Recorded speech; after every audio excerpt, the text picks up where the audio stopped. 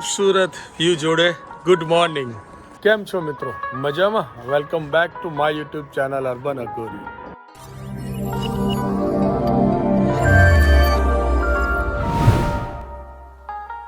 આજે હું છું વિલેજ માંડ ઉધમપુર, મારા ફ્રેન્ડના ઘરે. જમ્મુ એન્ડ કાશ્મીરમાં, જમ્મુ એન્ડ કાશ્મીરના પહાડોમાં અમારો છેલ્લો દિવસ છે. આજનું અમારું પ્લાનિંગ છે અહીંથી હવે ચામુંડા દેવી, કાંગરા દેવી થઈને પહોંચીશું જ્વાલાજી. ચલો તો ફટાફટ રેડી થઈએ, લગેજ લોડ કરીએ અને અહીંથી નીકળીએ. એક નવો દિવસ, એક નવી ડ્રાઈવ.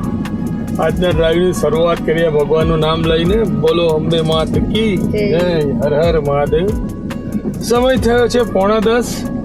નીકળી ગયા છે માંડથી. છેલ્લા થોડા ઘણા કલાકો બાકી છે જમ્મુ કાશ્મીરમાં અને અમે એન્ટર કરી જઈશું હિમાચલમાં.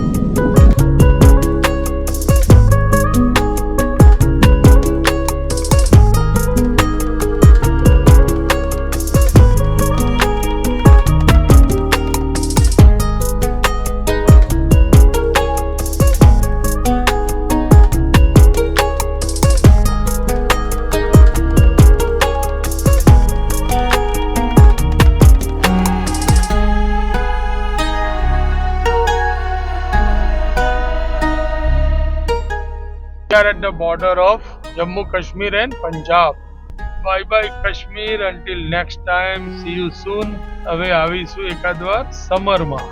પંજાબ પોલીસ વખતે પાકિસ્તાન વાળાનો મૂડ જ નહીં હતો. ની કરતારપુર ની આપી પરમિશન, ની કેરન એક્સેસિબલ રહ્યું. Welcome to Himachal Pradesh. જેમ કીધું કે અમે જઈએ છીએ પહેલા ચામુંડા દેવી. જમ્મુ કાશ્મીરથી એન્ટ્રી કરી પંજાબમાં અને પંજાબથી એન્ટ્રી કરી હિમાચલ પ્રદેશ. જો અમારું ડેસ્ટિનેશન 83 કિલોમીટરમાં 2.5 કલાક બતાવે છે. જોઈએ ભાઈ શું પોઝિશન છે રોડની આગળ.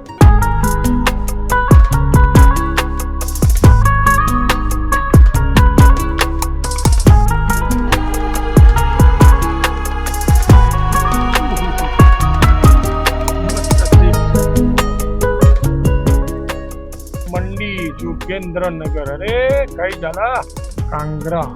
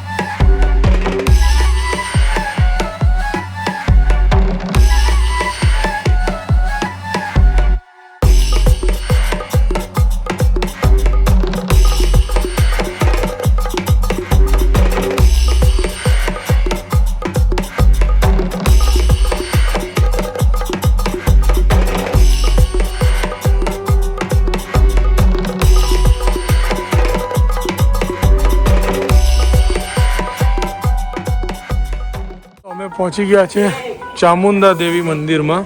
ચામુંડા માતાના મંદિરનો ઇતિહાસ તમે પોઝ કરીને વાંચી શકો છો. ઘણું જૂનું મંદિર છે એવું કહેવાય છે અને અહીંયા કંઈક મહાદેવ અને કોઈક દૈત્ય વચ્ચે જ્યારે યુદ્ધ થયું હતું તે દરમિયાન એમને ચામુંડા દેવીએ કંઈક મદદ કરી હતી. મને એવું હતું કે એક શક્તિપીઠ છે, એટલે શક્તિપીઠ એને કહેવાય છે કે જ્યાં માતાજીનું કોઈનું પણ અંગ હોય. અહીંયા એવું કંઈ નથી. હા, અહીંયા શિવ અને શક્તિ બંને જોડે છે. એ એક આનું મેં જે પંડિતજીને પૂછ્યું તો મને એવું કીધું.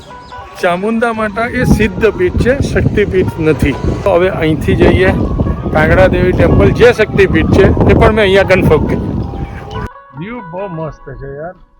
Actually we are very near to dharamshala. લગભગ 15 કિલોમીટર છે ધર્મશાલા. પણ ઓબ્વિયસ રીઝનથી અમે નથી જવાના, કારણ કે હવે બધું ફરવા જઈશું તો હજુ બીજા 15 દિવસ જશે.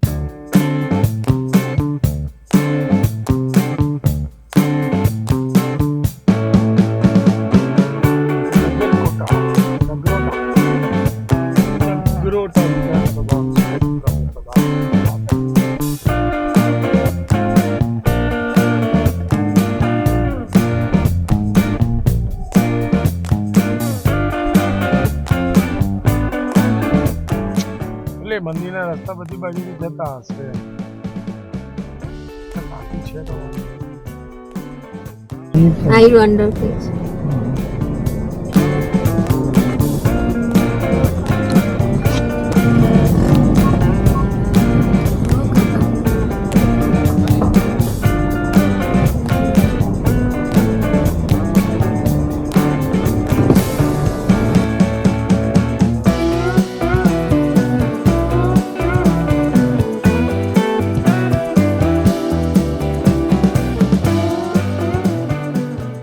અમે પહોંચી ગયા છે બ્રજેશ્વરી દેવી, જેને કાંગડા દેવી પણ કહેવાય છે.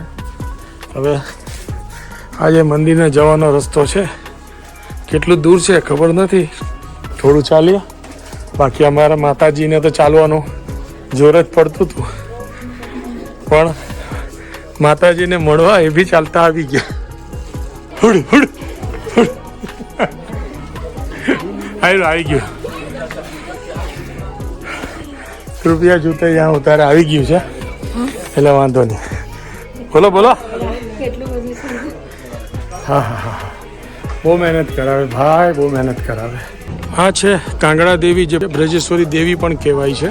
આ 51 શક્તિપીઠમાંનું એક છે.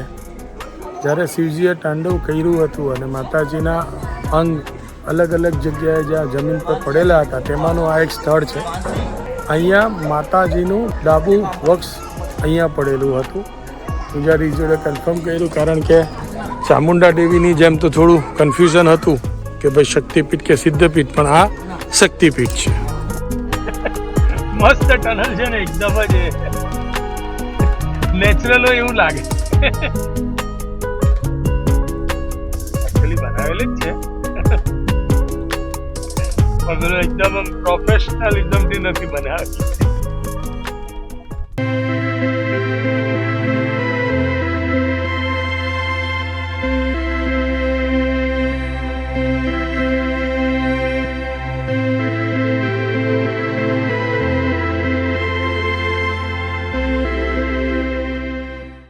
આખા રસ્તે હાઈવે ડેવલપમેન્ટનું કામ ચાલુ છે. એવરેજ સ્પીડ 20-25 થી વધારે આવતી જ નથી. જ્યારથી હિમાચલ એન્ટર થયા ત્યારથી આ જ પોઝિશન છે. હજુ એ 7 કિલોમીટર બાકી છે જ્વાલાજી મંદિર, અને 16 મિનિટ બતાવે છે.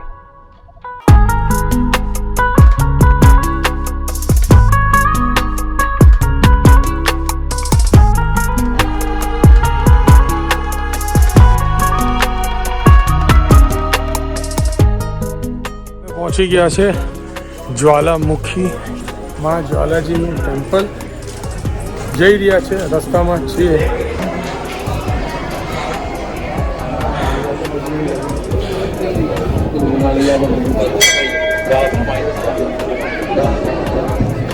ત્યાં છે જ્વાલાજીનું મેઇન મંદિર. આ પણ 51 શક્તિપીઠમાંનું એક છે.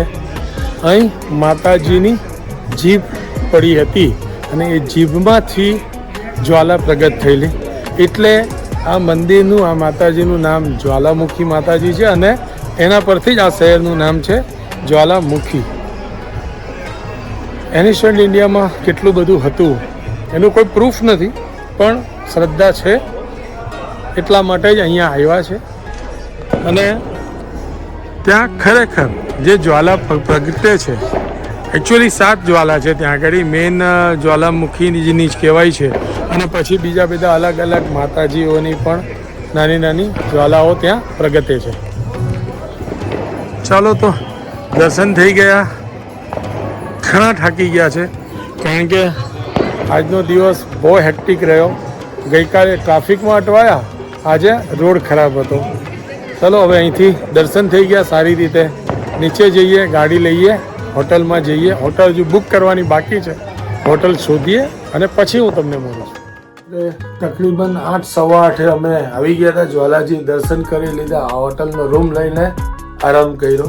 આજના દિવસમાં અમે 3 માતાના દર્શન કર્યા, જેમાંથી 2 શક્તિપીઠ છે અને 1 સિદ્ધપીઠ છે. સૌથી પહેલા અમે ગયા ચામુંડા દેવી, જે એક સિદ્ધપીઠ છે. ત્યાંથી ગયા કાંગડા દેવી, ત્યાંથી આવ્યા જ્વાલામુખીજી.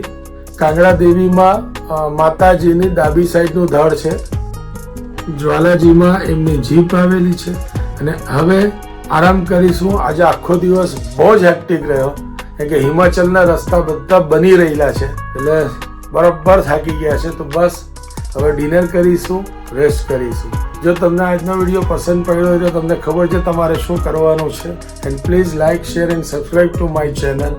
સો this is me Chirag Gandhi signing off from Jwalaji. Bye bye. જય શ્રી કૃષ્ણ. આવજો.